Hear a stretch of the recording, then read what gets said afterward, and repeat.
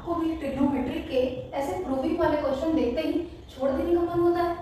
या फिर कुछ समझ में नहीं आता? तो आज मैं ऐसे प्रूविंग वाले क्वेश्चन को चुटकियों में सॉल्व करने का कुछ टिप्स एंड ट्रिक्स बताऊंगी, जिससे कि आप बहुत ही इजीली सारे क्वेश्चंस बना पाएंगे। तो चलिए स्टार्ट करते हैं। तो जो सबसे पहला पॉइंट जो हमें याद रखना है, जो तीन फॉर्मूला, जो बेसिक फॉर्मूला है, दैट इज साइन स्क्वायर ए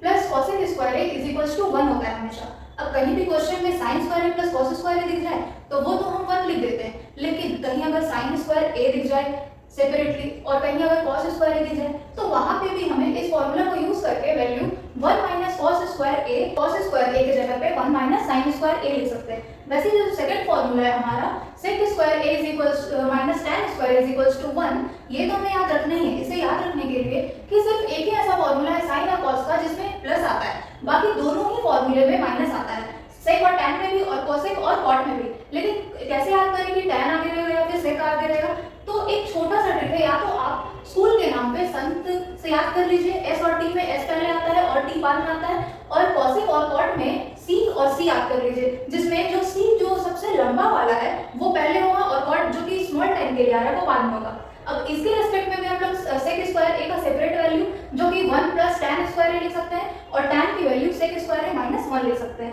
और कोसेक स्क्वायर ए की वैल्यू 1 प्लस कॉट स्क्वायर ए और कॉट स्क्वायर ए की वैल्यू कोसेक स्क्वायर ए माइनस 1। ये बहुत ही इंपॉर्टेंट है, अगर किसी भी क्वेश्चन में सेपरेटली आपको सेक स्क्वायर ए दिया हुआ है तो हम वहां से tan के टर्म्स में भी उसे कन्वर्ट कर सकते हैं। फिर जो फोर्थ पॉइंट हमें याद रखना है कि ट्रिग्नोमेट्री के क्वेश्चन में, प्रूविंग के क्वेश्चन में साइन और कॉस के अलावा अगर कोसेक, सेक, tan,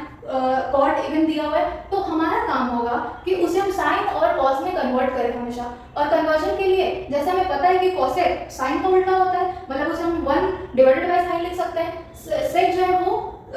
कॉस का अपोजिट होता है तो उसे 1 बाय कॉस लिखा जा सकता है, और जो कॉट है उसे हम कॉस बाय साइन लिखते हैं। जैसे tan का जो फॉर्मूला है वो हमारा साइन बाय कॉस होता है। फिर जो नेक्स्ट मोस्ट इंपॉर्टेंट चीज, कभी भी क्वेश्चन में अगर सेक square A plus cosec square ए, ये तो एक एग्जांपल है,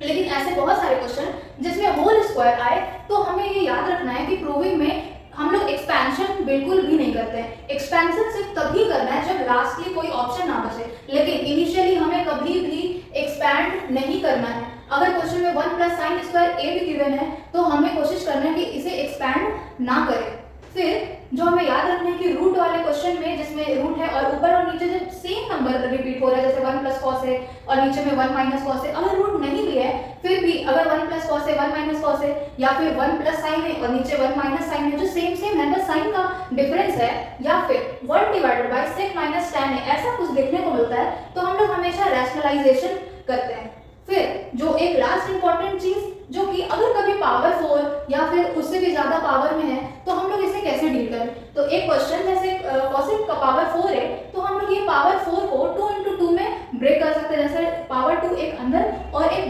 बाहर ब्रैकेट के हम लोग लिख सकते हैं। और फिर कोसेक स्क्वायर ए का वैल्यू जो हमने यहाँ से फाइंड किया था 1 प्लस कॉट स्क्वायर ए, वो हमने यहाँ पे पुट कर दिया और फिर क्वेश्चन के रिस्पेक्ट में सॉल्व कर दिया हमने। वैसे अगर कोसेक की जगह पे कोई भी वैल्यू होती, कॉट होती, tan होती, तो उसे भी हम यहाँ पे पुट करके सॉल्व कर सकते थे। ऐसे ही और इंटरेस्टिंग और क्विक वीडियोस के लिए आप कमेंट में हमें जरूर बताएं।